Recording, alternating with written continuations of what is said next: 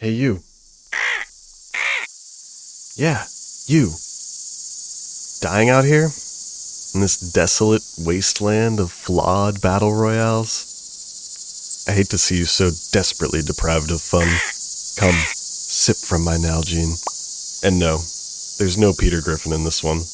Yes, that's right. The battle royale that breathes some life into this mundane landscape and might blow your eardrums out every time you launch on PC is Farlight 84. You might say, Rogue, isn't this just a shameless rip-off of Fortnite and Apex? Yes, this is a third-person battle royale, and yes, it is a hero shooter.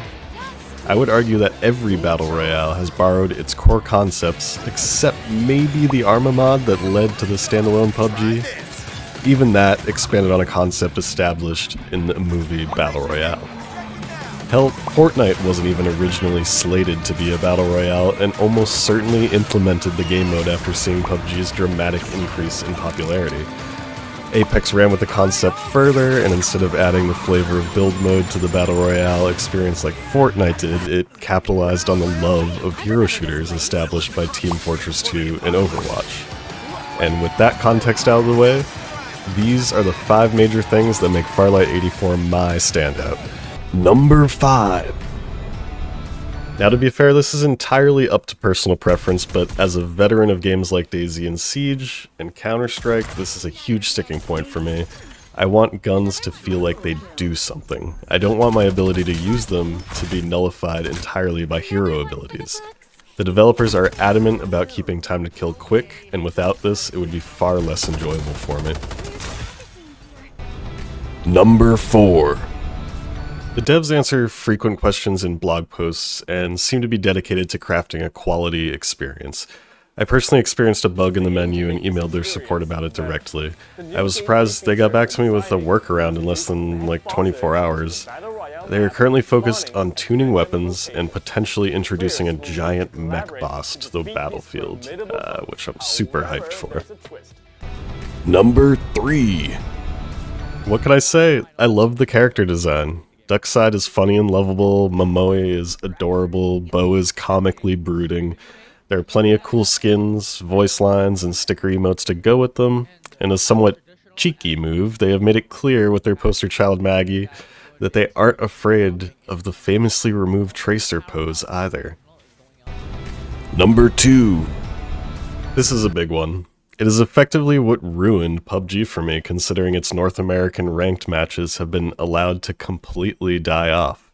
You literally cannot queue for a match unless you VPN into European servers. Yes, and I am proud of you. You have removed your laser weapon, huh? Weapon is to kill, disassemble, make dead. Unacceptable. In this game, there can be a lot of bots at first, which we will get into later, but there is a very clear and steady increase in the skill of those you are matched with as you rank up. It may take a bit till you are really sweating, but it is a very satisfying grind. I'm no pro, but with thousands and thousands of hours in shooters, it feels right to stomp the competition at Bronze 5. Number 1. Mechs. Mechs. Mechs! And finally, of course, we come to the mechs. Honestly, who doesn't love mechs? While they technically are not all mechs, the vehicles fall into 3 main categories: wheeled, bionic, and hover. There are stealth cars, classic machine gun wielding mechs, hover bikes, and a bunch more.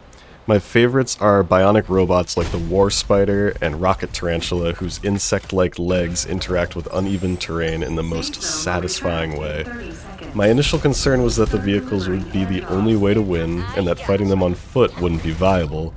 Luckily, they are amazingly well balanced, somehow striking that magic of being fun and useful while not making me feel that I absolutely have to be in one.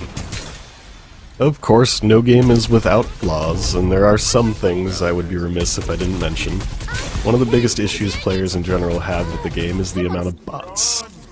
It isn't unusual for you to play with some either on your team or against them. This progressively lessens as you rank up, but I do hope they adjust it because early on you will be playing against a lot of them. For me, the other majorly off-putting aspect is how the cosmetic loot boxes and lottery work.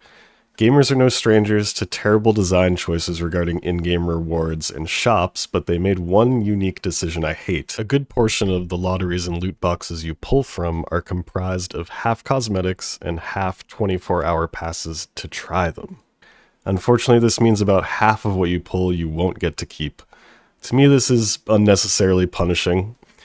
That being said, you get to pull from the boxes in lottery relatively frequently, and you can actually earn premium currency from them as well. Alright, friend, come back to me.